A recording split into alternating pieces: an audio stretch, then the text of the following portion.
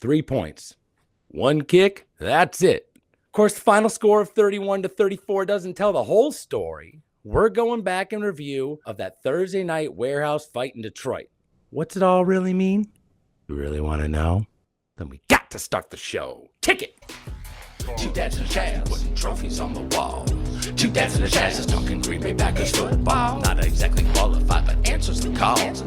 Two dads and a Chaz talking Green Bay Packers football. We gonna break it all down, probably leave out some facts. We gonna make some statements that we'll likely regret.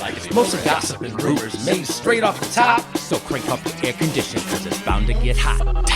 Two dads and a Chaz, you know we live it and we live it right. Two dads and a Chaz, we gonna break down football for you tonight. Besides them rings and putting trophies on the wall. Trophies, y'all. Two dads and a Chaz is talking Green Bay Packers football. Yeah, we're talking Green Bay Packers football. Welcome back to Two Dads and a Chaz, Packers fan podcast. Earlier in the year, we had a special guest, Mr. Tony Christinger Hill, and he had suggested that you should gain perspective on your team by seeing them in an away game. Well, that's just what I did.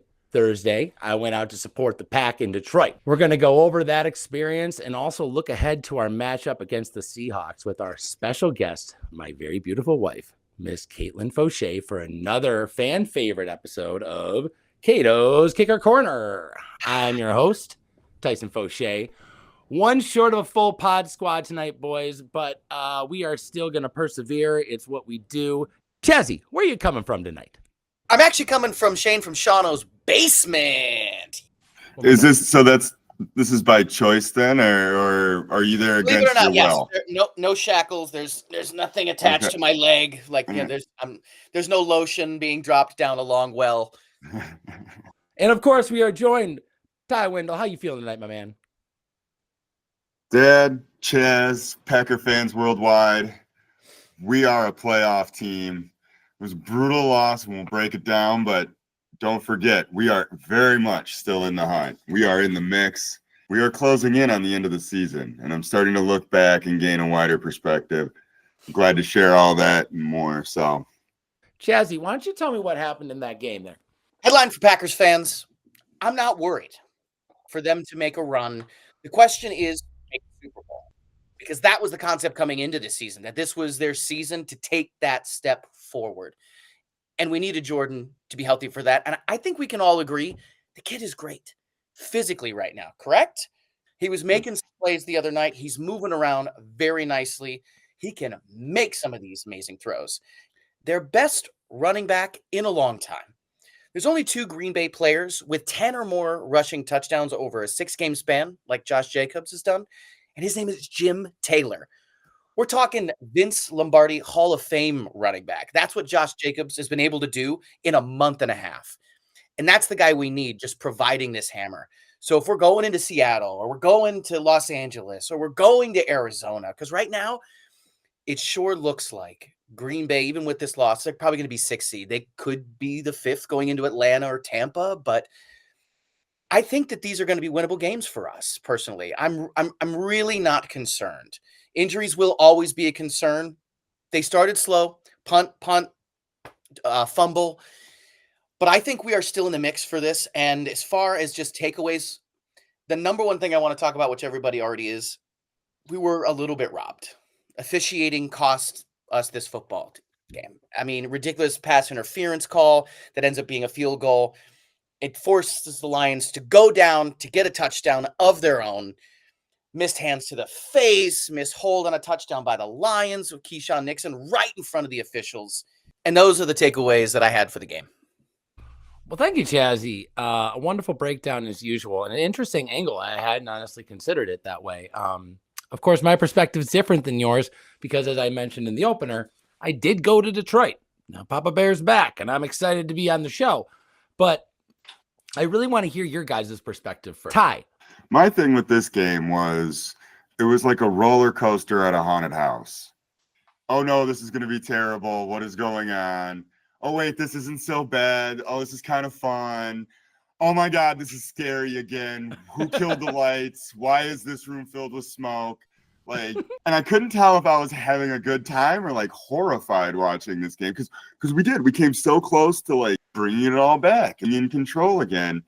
Even though, like the first matchup, we weren't really playing all that well. And so, a really good example of this is the Christian Watson like catch for a big gain, and then a fumble. Right. Like, you know, and this was over and over in this game, where it was just, oh, a good thing, oh, a terrible thing. And Chaz, I agree. The refs on this game, you know, if it comes down to the judges, the coin toss in boxing, you know, if you let it get to the judge, all the way to the judges, that's on you, is usually how I feel about officiating. But in this one, it was just bananas. I have not yelled at the referees through my TV in a long time. Chaz, what'd you think of the game? Oh, man, I was excited going into it, but I also thought it was a bit of a trap game. And with Tyson out of town, it was me running the show here at the Foshay home. You know what I mean? So I had to bring it. I had cheesed up. I had 2 flank steak ready to go because I made steak sandwiches with an awesome onion jam. It was mashers with crazy awesome cheese. I had like everything vibe ready to go. Caitlin and I were like watching this whole game together, and the energy was great. But it was pretty much from the downbeat. I could tell that I was going to have a really rough time with this one. And everything I was doing, magic-wise, failed. Coin flipping, ball holding, ball cupping, drink switching, jersey switching, hat switching, standing, sitting. Everything I did was going horribly wrong. Oh, my God. I there was a point where I actually called in and asked for magic from you because I'm like, I'm powerless here. I need you. I can yell. I can impact the game that way. But like, I got no cheese. I can't cheese up on D. It's not an option. They don't even serve it. Well, Chaz, thank you for that perspective. I wanted to share my perspective. As I said, I went to the game. It was, well, I could tell you myself, or you could listen to me on Wildy and Tausch, which I happened to be on today. Let's go first to Tyson in Madison, who was at Packers Lions on Thursday, and Jesse tells me has a new perspective. Tyson, tell us more. We're intrigued. Excellent work, Jesse. I'm a first-time, long-time, and I appreciate you, Tausch. Thank you so much for all your work on the Packers. Thank you. Yeah, Whoa, what? You just thanked Jesse and Tausch and not me? You're fine, Wildy. Don't worry about it. You're doing great. He's fine. This guy, I tell you what, Tyson's climbing the ladder. He might be my new thing. Improving. You're great. So, back to my story. So, I drove from Madison up my very first away game. I'm a huge Packers fan. Try to hit at least one game a year. Usually, always been Lambeau to this point. I didn't know what to expect. I experienced a really good game. I also had the best tickets I've ever had in my life. Like, I was close. Like, they could hear me when it was quiet. Like, people were turning their heads because you were right there. I came away, unfortunately, with a different perspective than I would expect when you spend top dollar to go watch a loss. I came away with much more respect for the Detroit Lions than I ever expected. Also, I was kind of I tapped into their joy a little bit, even though he was so close. I was happy too. But watching their fans, like, truly have just so much fun and finally be here. Their stakes are much higher than ours. It just felt like they have to do it this year, and everyone in that building knows it. And any energy they have, they're spending it. They're puking in trash cans because they're giving everything they got. And I think we came in there with the same plan, by the way. But we looked shook, man. We looked shook by the sound. Jordan and the offensive line, the calls were sluggish. We were getting out physical, trying to be the more physical team. I can't look at all that stuff, regardless of where the stats ended up at the end, and not feel like the Lions have a more sustainable chance to make the Super Bowl. And I don't like us going up against them one more year. If we make the Super Bowl, boys, it's going to be because we start implementing a little more high percentage, short pass game, less wild balls, less deep balls. Maybe we get Dobbs back and this game would have been different. But what I would like to see, the best teams in the NFL right now are running high percentage inside-out offense.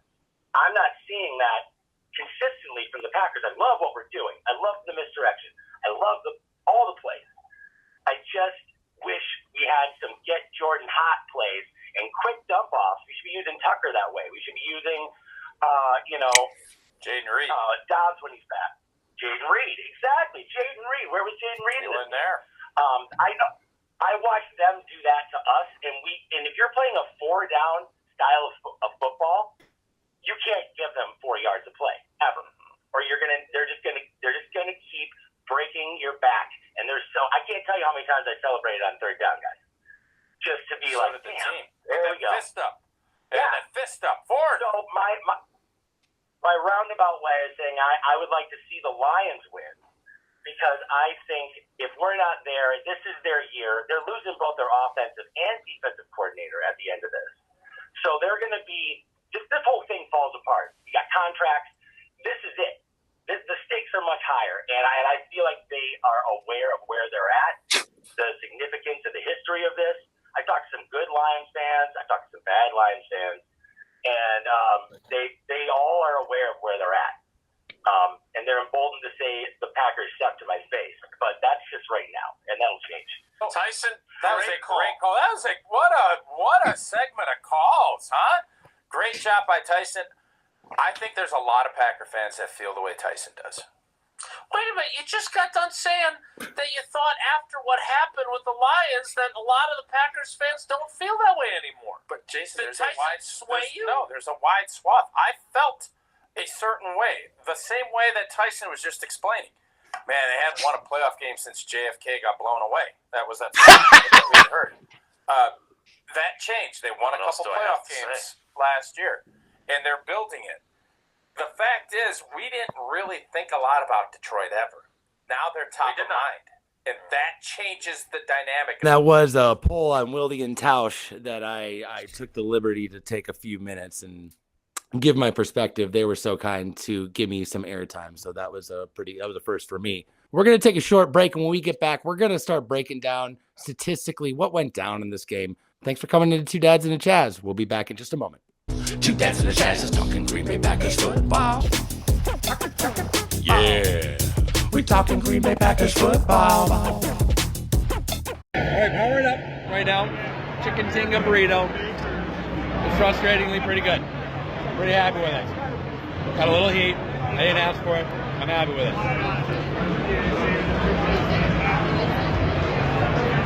Overall, I'd say people are really nice. Go get them. And they're scared. They're scared of us. That's what I hear a lot. Man, I'm scared of you guys. I'm like, yeah, you fucking should be. And they laugh. I'm like, I'm not kidding. You didn't come here to fuck around. We're gonna fuck you up tonight, and that's what we're gonna do. Fear's thick in this room, and we gotta start fast, make a statement. This whole thing can crumble, guys. Sound system fucking bumps in this joint. Undeniable. Loud from the stereo. Flashy as shit. No epilepsy. Allowed. Yeah, we're talking Green Bay Packers football. Welcome back to Two Dads and a Chaz, Packers Fan Podcast. I am your host, Tyson Foshay. Glad that you are back with us. We're going to get into the game of the Packers against the Lions because the score doesn't tell the whole story, but the stats do certainly tell one. Ty, I'm going to have to go to you and Chaz for stats. Our stats guy, Aaron, is not in today, so we have no other option but to absorb his responsibility. So bear with us. He's really our true north in terms of accuracy. So, Ty, could you give me a little bit of a breakdown in terms of, let's just start with quarterbacks. It seemed like they're running a short pass offense. It seemed like we were going for big shots and hitting big plays here and there. Do you have a little bit of quarterback comparison for me? Yeah, if you're going purely by the numbers, Jordan Love, 12 for 20, 206, 1 touchdown. Not a big day, but like you said, it was a lot of bombs. It was a lot of deep downfield. Jared Goff, for the 9th time in a row, shredded us between the hashes. At 32 for 41, 283, 2 touchdowns, and a forgivable interception. Yeah. Which even that interception, it felt like this guy could do no wrong. Yeah, right. It was like it's part of the plan. It's the other thing about these Lions is it's the magic. They can't explain that in the final score, but they seem to have captured something. They're doing things for the winning 11 in a row, the beating Packers twice in one season. You guys want to know here's a stat for you. You want to know when the Lions beat the Packers twice in one season? It says right here, fucking never. Like it's just they've gone and taken the juice, man, and we can get it back from them, but it's going to be an arm wrestling match to rip whatever that hot streak they're on right now away. Ty, am I understanding you right? You're telling me right now that you don't feel like this is a phase, that this is happened with Lions. Oh, that's so Lions. They're gonna fall off this time. Tyson, this feels different to you? You're telling me? I thought for sure I could count on you. So I tried to be like me, right? And I looked at the rest of the Lions schedule and was like, there's 4 weeks left. I'm like, there's got to be 4 losses there. You know? I'm like, this is where the Lions go 0-4 in the final and totally implode. There may just very well be this path, guys. They host the Bills. They're at 49ers at night. It's a night game. They've got Bears. They'll beat the Bears, but they finished the season out with the Vikings. There might be 2 losses there. There might be, so I tried to do that, but then I looked at that and I'm like, nope, they're going to win. This team is the team to beat. It's so weird that the dumpster divers of the NFL, it is not just a flash in the pan this year. This is for real. They've got it. And we want we want it, and we can knock them out. We can take them on in a third game. I believe I like our chances. I also would prefer someone else to do it for us. But I'm looking at the rest of the playoff teams, and I'd like any one of them to be the first team up against the Lions other than the Packers. There are special teams. You see it about this time of year. The best team in the league separates and looks different. Last year, it's the Chiefs and the Ravens, and we've got some regular shows, but this is the first show for the Lions, so it's weird still. But no, it's not phony. It's for real. Tyson. I can't deny that this is definitely feeling like a different story, and also probably a really good story. And good stories get good calls. This game's lack of reffing was a fewfold. Sounds like there was a little incompetence, but also, man, I was there. It was loud. It was everywhere, all around you. And they gave everywhere you sat had a little flashy light on either side that went coordinated with their whole sound system that is booming. And it is not a high ceilinged place. Feels like a warehouse. It feels like you're playing football inside a monster truck rally. And it's a different experience, guys. I'm going to go more into it in a little bit. Running the ball, okay, getting back to the actual game. Running the ball felt like that was the test of strength in this game. We have 2 teams, dynamite running game, impose their will on the other team. Great use of misdirection. I can't tell you how many times I lost the ball in this game, guys. You think it's hard on regular TV? In real life, I had no clue where the ball was, like at least 5 times. I'm like, where is it? Where is it? Oh, it's over there. Jesus. It's crazy. But running the ball, what were their final stats? Because it felt like we kind of shut them down in terms of distance, and barely even bent. But if you're playing 4-down football, you only need 3 yards, man. What was the running back differential there, Ty? Yeah, so they've done what they did all season and pretty much split the burden between Montgomery and Gibbs.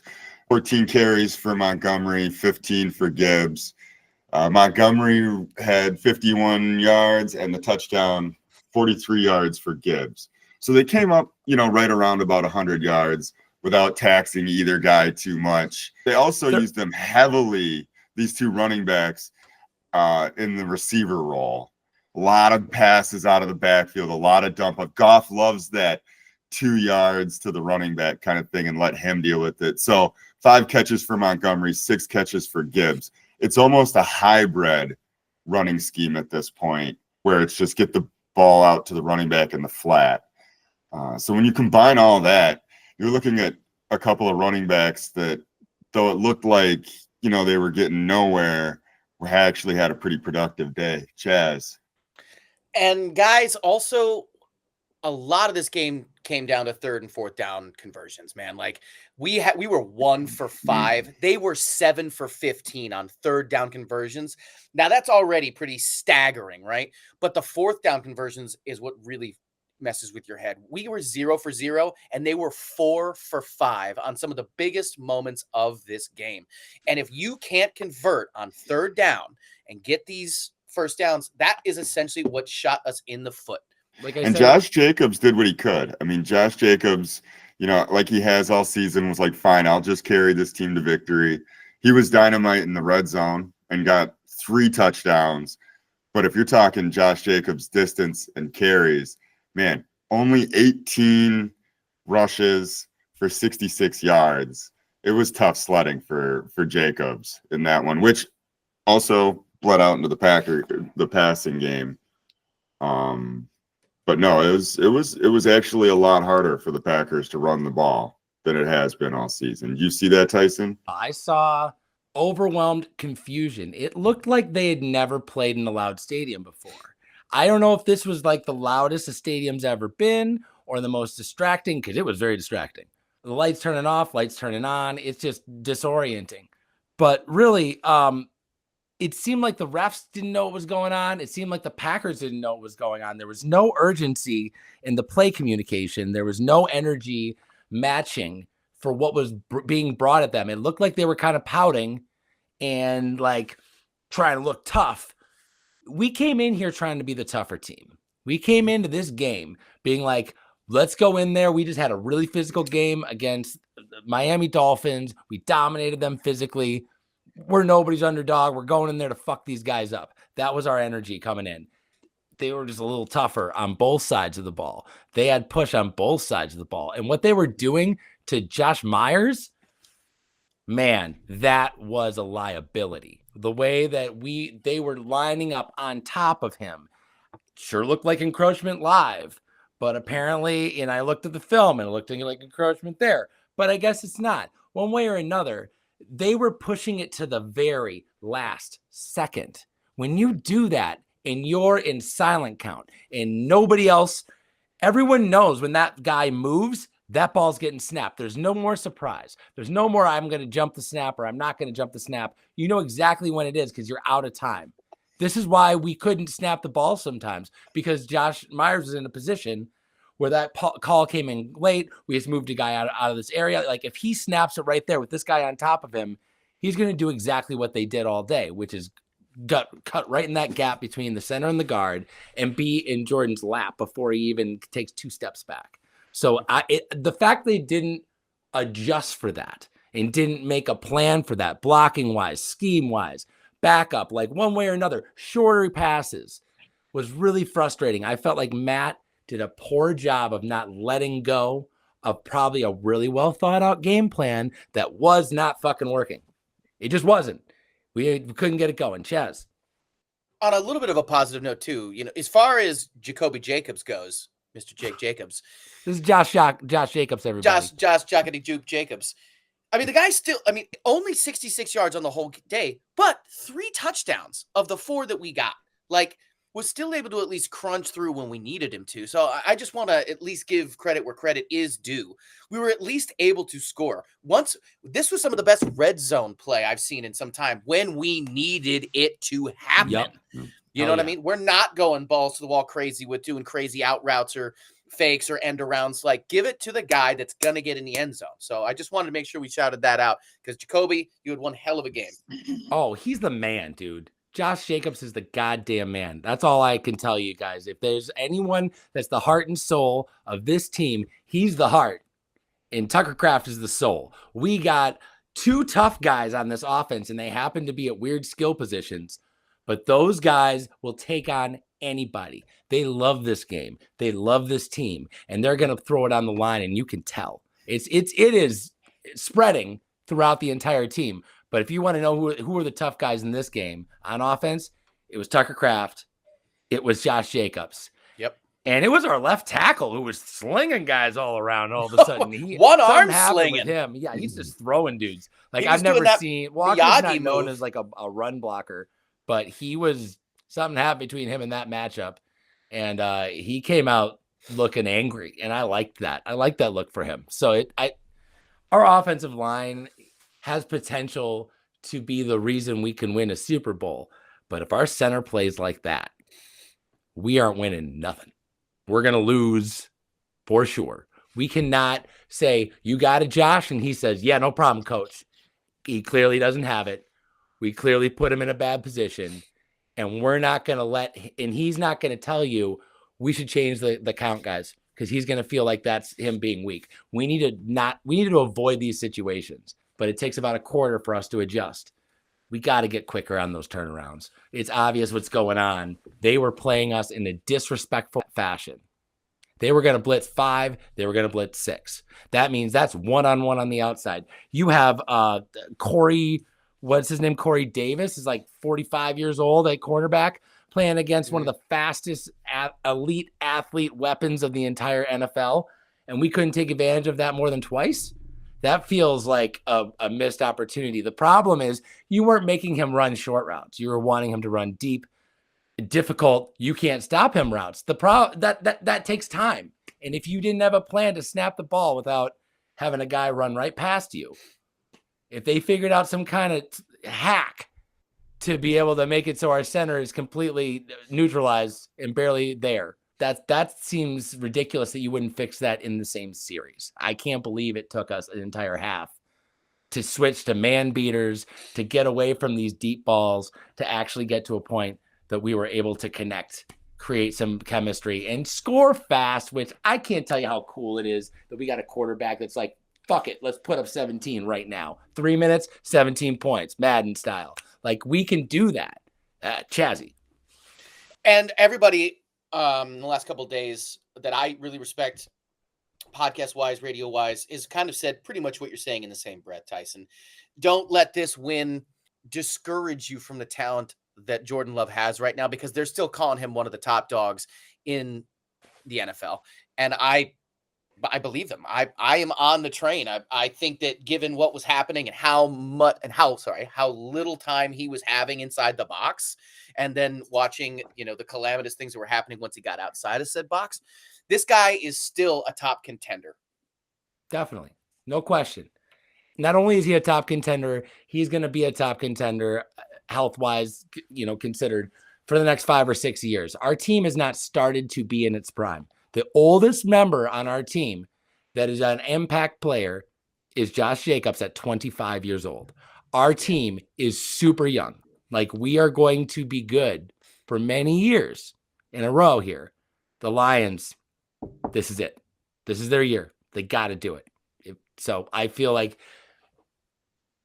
when you realize you're fighting someone who's desperate, who's willing to die, you got to adjust your game plan pretty early when you run into that kind of crazy. It was clear to me from row 32, section 132 in Ford Field, we're getting our ass kicked out there. We got to do something. It was pretty clear. We can't get a fucking grip right now on offense except for running the ball. And Josh Jacobs, some of those runs, guys, were just dog shit. Everything went, and he just like, well, I'll just run the other way. Like, he is just a dog, dude. I am such a fan of him. I just love what he brings to this team. I love his story. He's the best. So that's my guy. Defense, can we hit on defense a little bit? I love Jeff Hafley, okay? I'm not going to start dogging on Jeff Hafley. I've heard some crazy people say some crazy stuff about him, and I think he's doing the best he can with what he has.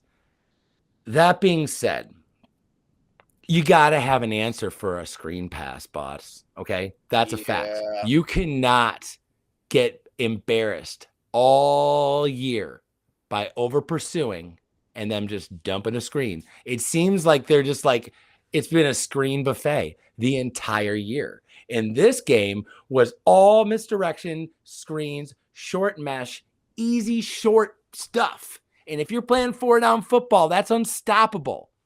That's what the Detroit Lions, you've seen it all. They've shown you all their best plays. They're going to do that.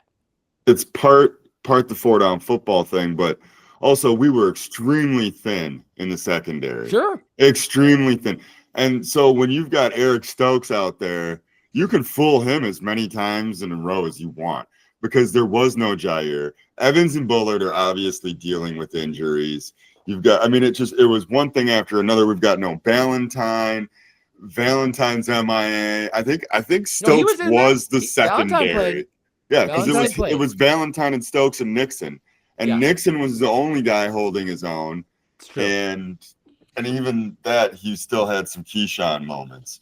Real quick, Stokes update from the live experience. This is how I knew that we came in expecting to play tough. Eric Stokes was getting into it with people at the start of this game. He was getting physical. He was trying to get in on blocks. He was like not letting a wide receiver push him. He was tackling. And I'm like, oh shit, we came to play. Even Stokes is trying to hit today. Well, that lasted about a quarter until he got a real solid block. And after that, he started laying and started being like, the guy in front of me was like, Stokes is a piece of fucking shit. I'm like, yeah, I know. He's a Packers fan too, this guy. And he just saw the same thing. He went from being like a tough guy to like getting punched in the mouth one time and being like, oh, I don't really want to ever have that happen again. You can't pretend to be tough against a real tough team. You can't go against Amon-Ra St. Brown and then expect him to not expose you're actually a little bitch if you happen to be that. Chaz? I mean, his stat breakdown is 0 for 3, 0, 0, 0 across the board defensively, stat wise. He was running in the other direction. Like he was literally running away from the ball carrier. He was jogging with him. He was going to fall down at the right time and make it look like he tried. But still, it was like you could tell there was a point here where they changed their momentum because you were running into a cement wall. You weren't getting any push, and they were giving everything they got. And they were, I don't know if you saw at the end, the backup lineman who was in on the offense was thrown up in a trash can. That's where he was puking because he was having to match the tempo of the rest of this offense, which was just a feverish pace of just 4-down, short pass, short run, short pass, misdirection run. Like it's tough when you got 4 downs and your offense is built on unstoppable short yardage plays. And a quarterback that's just happy to sit back there, would go 1, 2, and throw a short little pass all day long. And they have players that can go deep, guys. I watched Jamison Williams. This dude is a stud. He is fast. He beat plenty of people that day. I was worried about him, but they didn't care. They weren't looking. They're looking inside. They were not even looking for the deep ball. They didn't want the deep ball. They wanted the first down. Their focus is on not giving up momentum. I'm not saying they're like a million times better than us guys. They won by 3 points. Don't get it twisted. I do think that we need to know who we're up against. And in my opinion, we want to maybe go a different route than seeing them right away. Chezzy? I went back and actually watched highlights quite a few times and then did a little bit of all 22. And especially when watching this game, I watched Christian Watson get that, which the angle they actually showed on television, they made it look really bad. They made it look like it was terrible offensive pass interference, which, ends up costing us a field goal and not a touchdown, which loses us the game.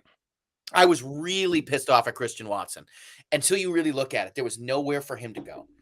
They scissored him like that on purpose. He literally tries to duck out of the way. But when it comes down to one play like that, because I had such tunnel vision, because I was so mad during this game, I almost wasn't paying attention to how terrible the reffing was. This game was so close, yet so far away, I guess is the point I'm trying to make. And I don't think it changes much, guys. As much as it's a loss, and we got bullied twice in the same year by the same bully. Dude, they're strong. That guy's bigger. That's just a fact. Not by much, but a little bit. And if you fought us This is like a big brother, little brother situation. And if you want to fight us 3 times in a row, I don't know, man. I think I'm going to get one. I just don't think they want any part of us. And when I was walking around the crowd, and I'm going to play some of it in breaks, people were afraid of us. They were concerned for going up against the Packers. Solid game on special teams on both sides, kicking the ball. Very boring kick return game. The guy next to me, I got a quick story, and then we're going to take a short break. But the guy next to me, he was, every time they'd kick off, because they downed it every single time, he'd just go, who was wasting my time? These guys wasting my time every time. That's a waste of a play. Every time it's a waste of time. I'm doing nothing out there. It's a waste of my time. It was like I knew he was going to do it every time. I'm like, Angelo's a waste of his time. And like they'd land it, and they'd be like, it's a waste of my time. Look at that. Well, they really did a good job on that one, huh, NFL? Waste of my time. I want to say real quick before we go to break, because you said bully. So many people, reaction video-wise, to this game for the Lions, you got to keep in mind, we have been the bullies for like a couple of decades. Like, we were the bigger brother in the scenario. The younger brother finally just got taller is all. He finally put on a little bit of mass. He ate, you know what I mean? He his balls dropped, and all of a sudden we're like, oh shit, we can't just push him around and dead leg him every day. So, I mean, these guys have been waiting for this their whole goddamn life, man. Like, it's almost inevitable. Over a long enough timeline, everybody's chances drops to 0. Like, they're gonna be good some point. It just might not be in our lifetime. I don't know. Well, they didn't say safety, Chaz, so they had it coming. That's why you get doorknobbed. Listen, we're going to take a short break. When we get back, we're going to get more into this game. Stay tuned. We'll see you in a minute. Talking Green Bay Packers football. 5 minutes. We scored like fucking twice right in front of us right here. It's working, boys. It's working. It's working. 2 dads and a Chaz, we live it and we live it right. Welcome back to 2 Dads and a Chaz. Real quick, I just wanted to share a quick story that I heard on the Pivot podcast the other day from Rex Ryan, and his son is currently coaching on the Detroit Lions. And they had him come in and talk to the team when they were kind of losing all these games, right when the coach first got there. And he told this story, and I thought it kind of set the tone to remember who the Lions are. I feel like it's pretty good. He said that he told a story about how when he was younger, he wasn't very good at school. He was dyslexic, and he had a lot of issues in school. And they used to make you read in class back in the day. They used to do it in my day too.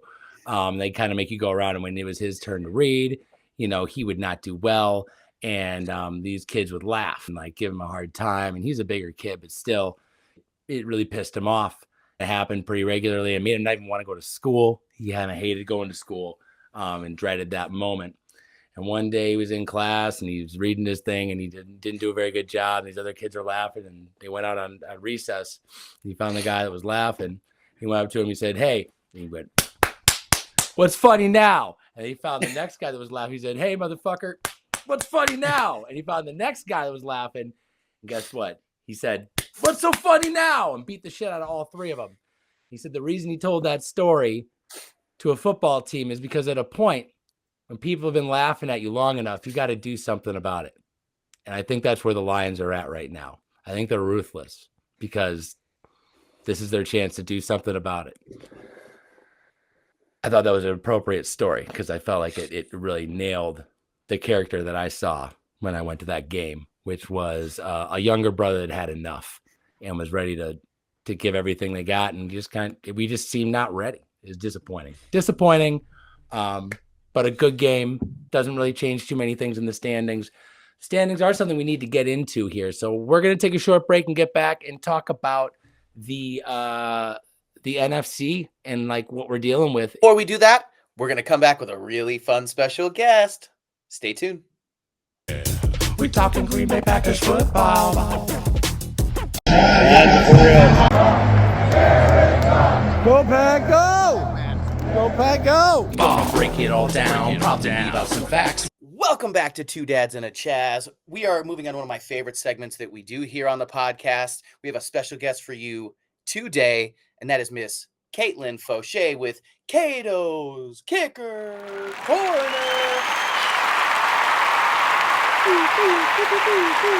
Caito, thank you so much for joining us today. How are we feeling? Oh, we're feeling good. My husband's back in the same state as me, so I feel like everything's coming up, Caito, currently. I'm tired. Oh, Caito, tell me, why are you tired? Just tired of no kicker controversies right now. What are you gonna Like do? this is the most boring. I'm bored. I'm bored. There's no Diddy connection like there was in previous weeks. There's no settlements. There's no sexual harassment on airplanes. Mm. I No mean, weird son mommy like vibes. well, okay. So we're talking about Josh Myers, whose nickname that he gave himself, as far as I know, is J-My, which is like kind of J-My, Oof. J-My 5. J-My. Yeah. It's on all of his things. So I think he probably gave that to himself. He shows like bags that it's like monogrammed on and stuff on his Sounds like social a guy that media. went to BYU. So Josh Myers is he's a good kicker. He went to school in Poughkeepsie, New Jersey. He sits at like an 87% most of the time. Okay. And he's really like he's almost perfect when it comes to like 40 yards and closer. Mm. So I mean that's the stuff that Kicker Corner is dreaming of all That's the time. good stuff. The social media is he's a good kicker, and he like makes camps for other people about being kickers. Again, boring stuff. Here's my angle on this guy. He's a golfer. Okay. He Okay. loves golf. Lots of posts about golf trips, and they're always with the boys. Oh. So I can only venture to guess what happens on these boys' trips. Oh, venture away. Okay, so I think that it's like a golf cult, like a Ooh. weird man, like prove yourself through golf and maybe like weird animal masks later. Okay. And like a kind of a, hey, you want to be in the club, you got to wash my balls. Yeah. I mean, something like that. Mhm. I mean, again, like he's from San Diego. He's got a blonde wife and 2 blonde daughters. Like, I don't know. And he's like a really good kicker and like doesn't miss often. So he attended Marist University. In Poughkeepsie, New Jersey. And their mascot is the Red Foxes. How much Red Foxes gear does he still have? It's a creepy amount, right? Probably a lot, again, for the golf trips. That's like, he probably learned to play golf in Poughkeepsie, New Jersey. It's a private institution, nonprofit. I didn't dig into that at all. Again, scraping the barrel. So, I mean, if the universe isn't going to give me a kicker controversy, I'm just going to have to make one myself. And I'm going to go ahead and say that J-My is into golf porn. Golf porn. And I don't know what that is or what it looks like or what it would even be, but I'm just going to go ahead and let the 2 dads and a Chads listener, your assignment is to come up with golf porn for yourself. I mean, don't make it, don't create it. That's not what I'm saying. Or, we're not going to stop you from doing, we're not going to kink shame here at 2D and a C. Right. So I think you yell golf porn related messages when he tries to kick. Putting from the rough. Yeah, something. Because this guy's like a good kicker, and he seems like just a decent person that really likes being a kicker. So, again, I'm gonna have to just assume he's a pervert, a golf What other pervert. explanation could there be? I mean, That's what I'm saying. Golf pervert. So I'm really hoping that that our kicker, who is a pervert, can maybe like throw vibes at the other kicker, kind of like I see you, like maybe more than you see yourself, you know? So hoping our perverted kicker rubs off on another kicker so I can have more things to talk about and not just make them up. So come on. A very rare thing to happen when it comes to NFL kickers, at least out here on 2D and a C. Like, there's usually so much content to work with, and Caitlin really does her work. She's one of the best investigative journalists we have in the field today. I do. So, I like, went on Twitter. I went on Instagram. I went on his website. He's got a website, by the way. There's nothing on it. It's like, if you want to register for my kicker camp, click here. That's it.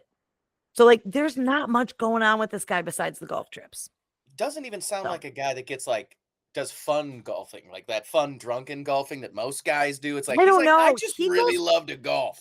Dude, he goes golfing with like really good looking guys, and they look they're like San Diego guys. So they're like rich, perverted golfers. You heard it here, folks. I mean, so that's what I got. So if you see J-My on the golf course, run the other way because he gonna do something bad. Well, Caitlin, as always, it's a pleasure to have you here on TV and it's one of our favorite guests of all time. Everybody give it up for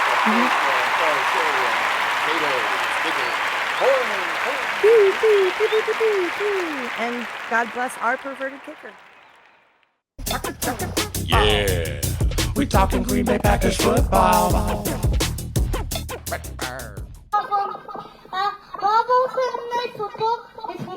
And now we're from Sunday Night Football. Thank you. Sunday Night Football.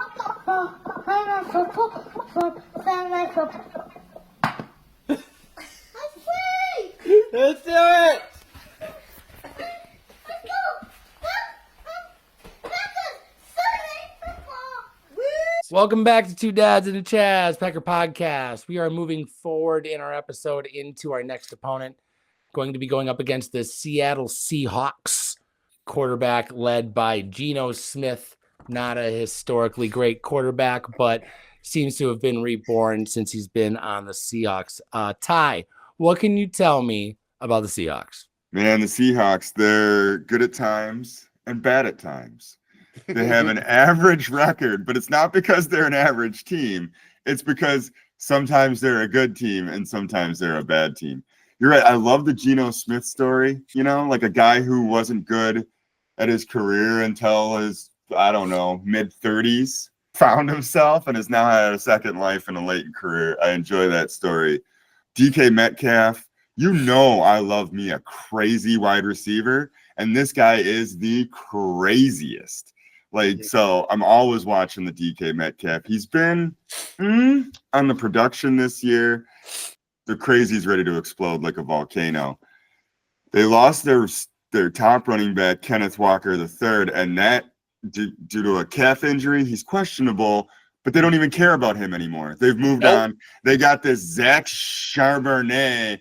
Chaz, you've been watching this guy. Oh, dude, like Charlemagne is Charbonnet.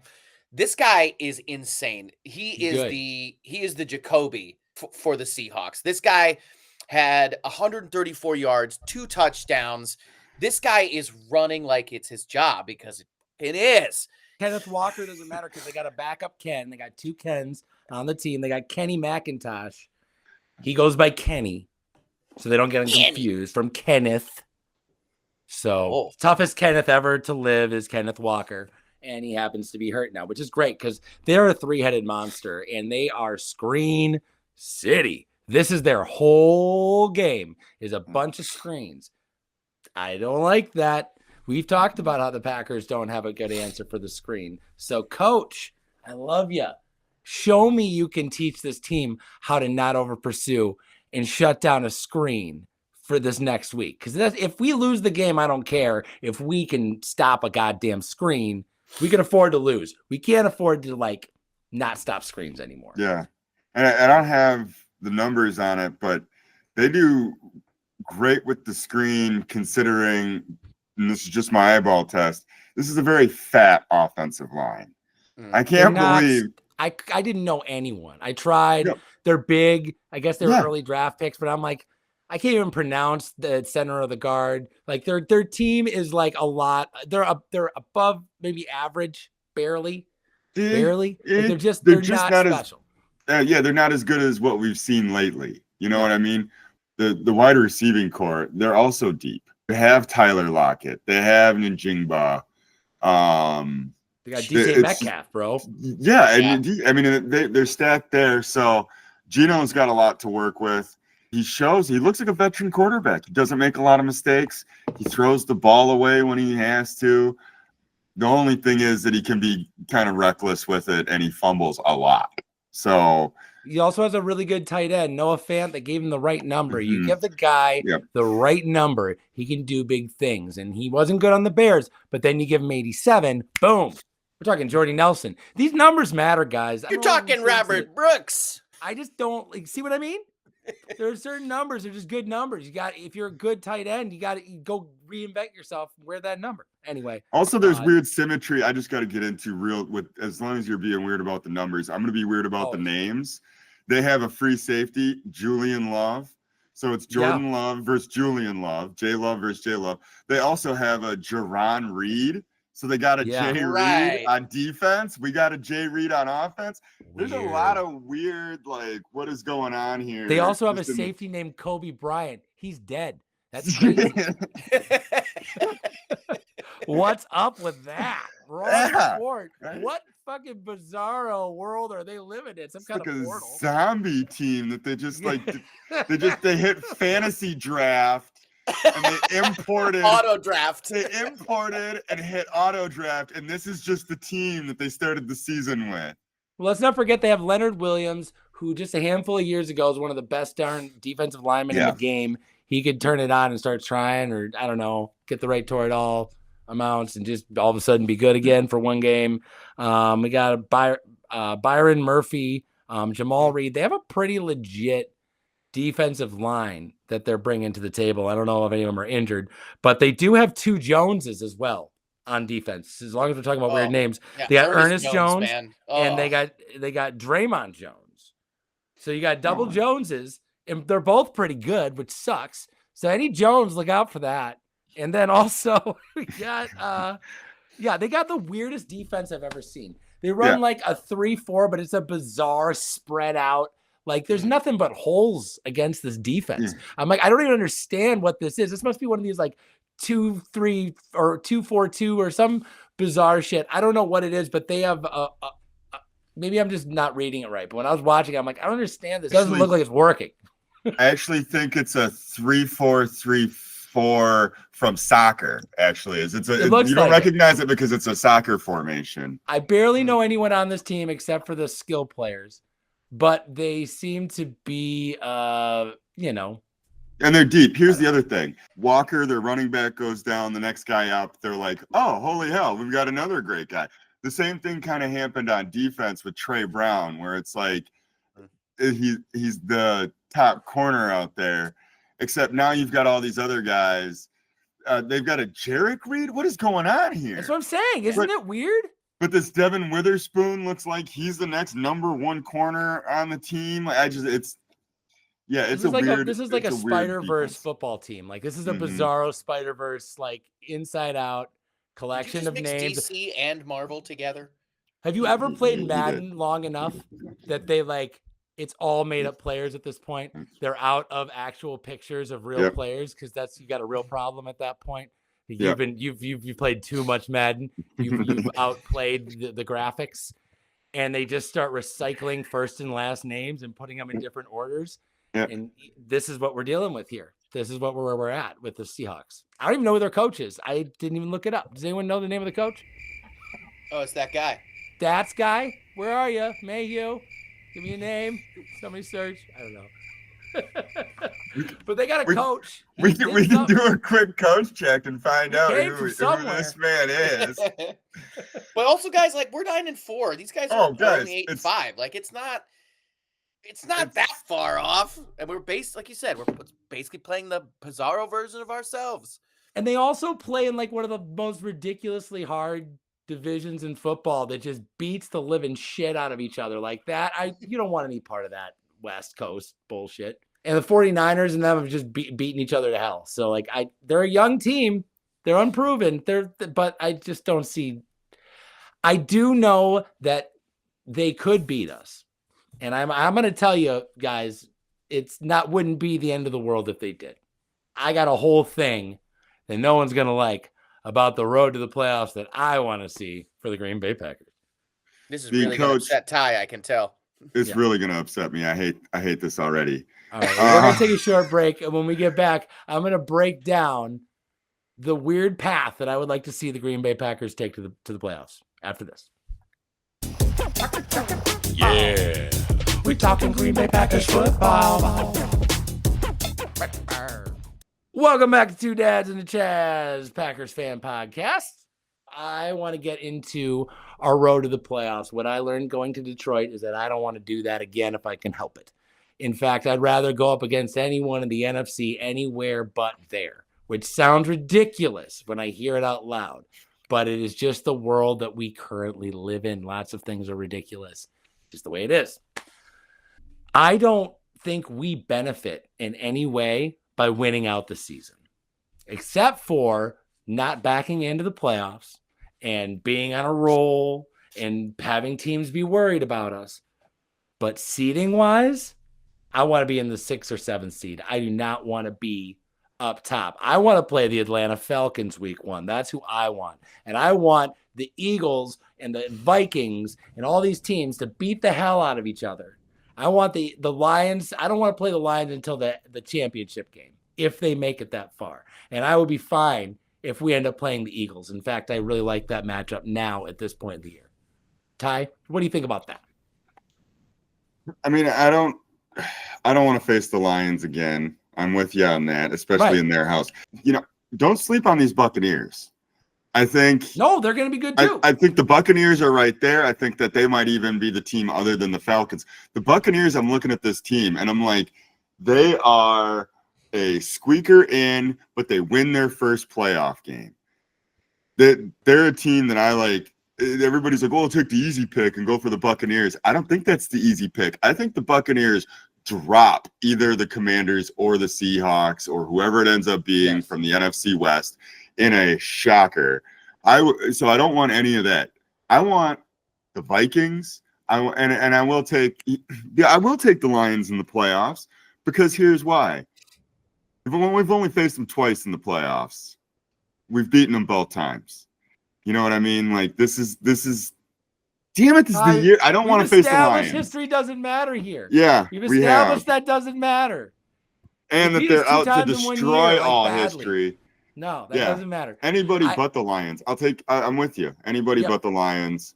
They're the team of destiny. They're going to get all the calls. It's going to be the Lions and the Chiefs if it's up to the evil, people. We are. I will say, outside of the Eagles, we are the only team that could stop the Lions.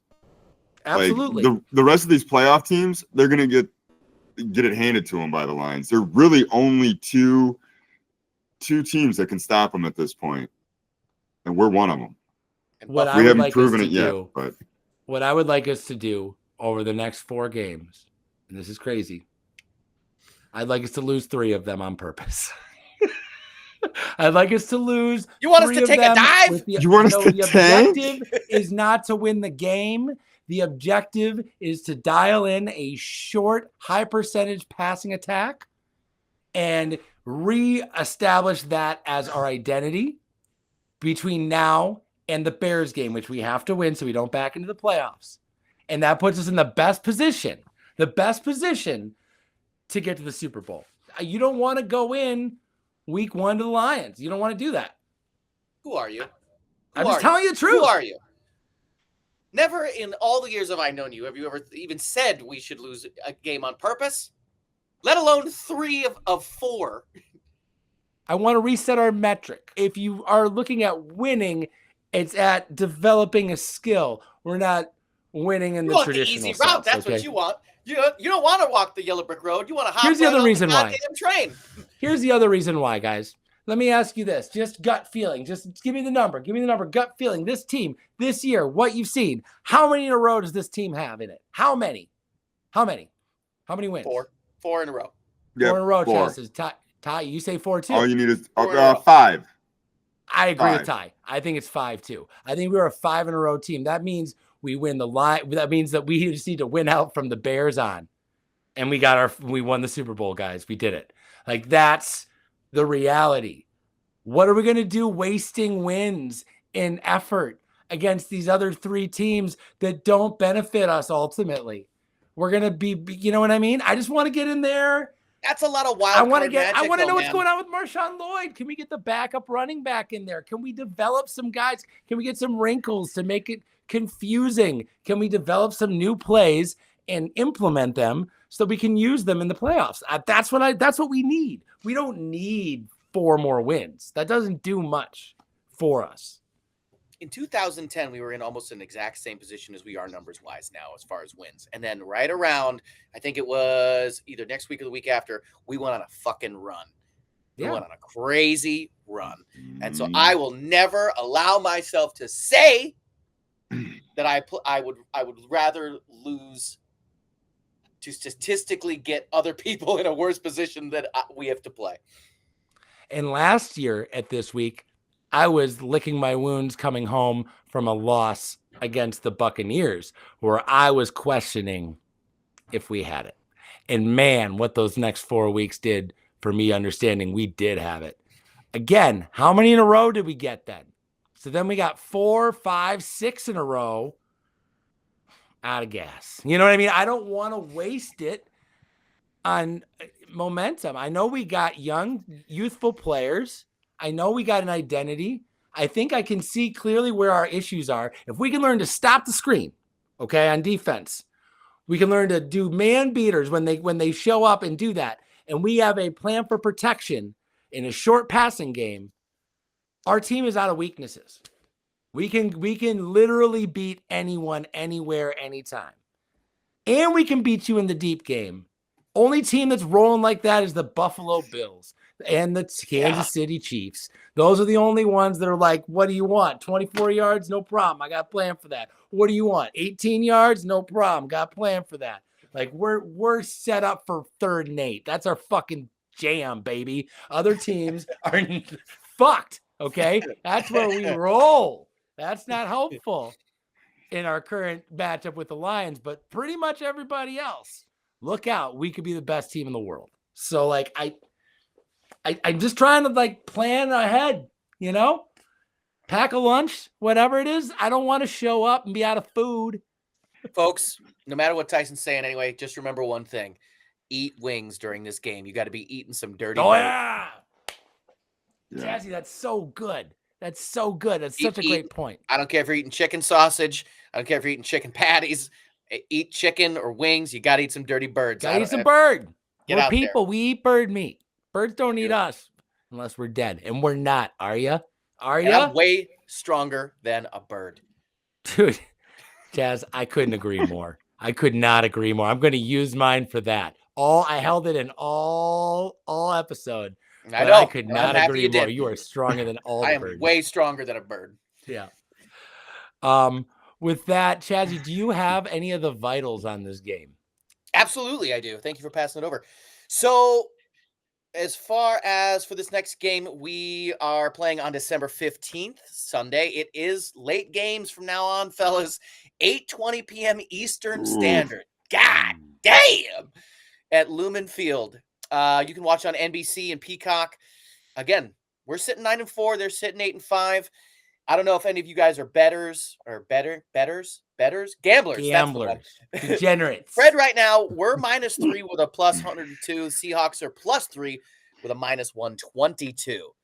So the over-under right now is about 112. The under's 108. Great, Chaz. Thank you for that breakdown. Do you happen to know who is calling the game? It's NBC Peacock Sunday. That's Tirico. I love Tirico. He's the top of my list. Real quick rundown. Who is the worst color commentator and who is the worst play-by-play guy? Do you guys have any ones you particularly don't like. Yeah, Troy Aikman. If Bingo. I Joe ever Buck. see him, And Joe Buck. Troy Aikman and Joe Buck are not welcome in the worst. state of Wisconsin. Never. I will. Oh no, yeah, those guys are the worst. Not a big fan of the Gus Bradley yelling thing. That bothers me in terms of the play-by-play guy, but really don't like a handful of guys on Fox. Sanchez is real bad. Jonathan Vilma is the worst. He's terrible. He doesn't know what's going on. He's less prepared than us guys. I don't know how he got that job. I guess because he played football. Worst is Joe Buck and Troy Aikman. Yeah, he just is my night. He's like the commentator of my nightmares. He just like shows up in this stupid like nothing, and then he caught it. That's it. Then I just get to sit there in silence watching Rodgers not win the Super Bowl. Fuck that. I don't care for that anymore. I don't think about that anymore. Yeah, but best one that I feel like Ty and I both agreed on this. An underrated Moose Johnson. Moose Johnson is the man. I love a Moose Johnson noon game. It is well done. Good color commentator. I just feel like that's a good run. But let's be honest. Nothing beats Madden, baby. It's true. It's true. It was like the sound of my childhood. I loved it. Loved it. The way that guy drew on a screen with a yellow marker, like a Jackson Pollock painting. Well, we're just about to the end of the show. Before we go, I just wanted to complain real quick with the unscheduled grinds my gears. This one goes out to anyone who's driving around, and so you could drive in. Someone's got a padiddle, or my one light's out, and they're like, "I'm gonna trick the world. I'm just gonna put my brights on." Just drive around like that, and the cops will like that. They don't like that, and I don't like that either, because you're spraying me with your bright lights, and it's not getting you any less arrested. In fact, it makes it look like you don't know what you're doing. So if you were running this strategy, it's like, I got to fix that headlights. I'll just pop on the brights. They won't be able to tell the difference. They can. It's a different wattage light bulb. It's so much brighter. Don't do that. It grinds my goddamn gears. You know what else grinds my gears? Why are you putting the sticker all over your license plate? I've talked about this before, but every time I pull up behind somebody and they got all the different years just plastered all over the license plate, I'm like, you didn't read the instruction manual? There's a spot for it. It's in the bottom right for what year it is. And they don't do it. I just don't understand what's going on there. Why do they do that? Does anyone know why they do that? Yeah, because no one gets pulled over for minor traffic infractions, Tyson. It's the goddamn city, and MPD hasn't pulled anybody over for a traffic violation since before fucking COVID. Yeah. No, that's why. And the number of people driving around without license plates at all You're right. these days is just beyond me. I'm like, there's no way 13 people on a 14-minute trip to the Beltline just bought that car. There's no fucking way. You just don't have to do license plates anymore. Well, I'm just glad that stealing cars is back, and I felt like that was a real lost felony option, and now they're back, baby. I mean, and they're better than ever. It always seems like between Fish Hatchery Road and Monona Drive, I call that 10-pin alley. There's a lot of action there. It's all over the place. Don't. It's like Miami. You don't believe turn signals. They don't mean anything. They're going to go the opposite way. The shoulder's just another passing lane. Oh God. Very watch for watch for motorcycles, please. Watch for motorcycles, cyclists, and drink water, y'all. Drink your water. There's a lot of dehydrated people on that road. That's an issue. A major issue. Chaz, can you break down this? Can you give us a final breakdown here for the game? What do we got to focus on going into this? Whether you believe we got this one in the bag, whether you believe this one is a trap game, or whether you think this is just going to be a roll of the dice, Two Dads and a Chaz is going to be here every week, holding your hand along the way. 2D and a C. Coming at you from Slay Kitty Purr, Big Dick Ty Wendell, Tyson, my main man Foshay, the hostess with the most, and your boy, Chazzy Baby Bubby Boy. We're going to break it down with a hashtag like we always do, which we really need to do, and that is Reclaim the North. In a 3, 2, 1, hashtag. Reclaim the North. By the way, if it's a no turn on red, but only like after a certain hour on Fridays, you better be turning, goddammit. Oh yeah, and that whole bullshit of like right turn from the right lane only. No, Yep. if it's both lanes are turning right, and it's a one way, left, and it's a one way, I'm going. Yep. I'm taking the far lane. Watch Boom. out. Yeah. Look out. Dodge Ram driver coming here, over. folks. Yeah. Dodge Ram driver. It's your own fault. Two dads and a Chaz putting trophies on the wall. Two dads and a Chaz is talking Green Bay Packers football. Not exactly qualified, but answers the call. Two dads and a Chaz talking Green Bay Packers football. We gonna break it all down, probably leave out some facts. We gonna make some statements that we'll likely regret. Mostly gossip and rumors made straight off the top. So crank up the air condition, cause it's bound to get hot. Two dads and a Chaz, you know we live it and we live it right. Two dads and a Chaz, we gonna break down football for you tonight. Besides some rings and putting trophies on the wall. Trophies, y'all. Two dads and a Chaz is talking Green Bay Packers football. Yeah, we talking Green Bay Packers football.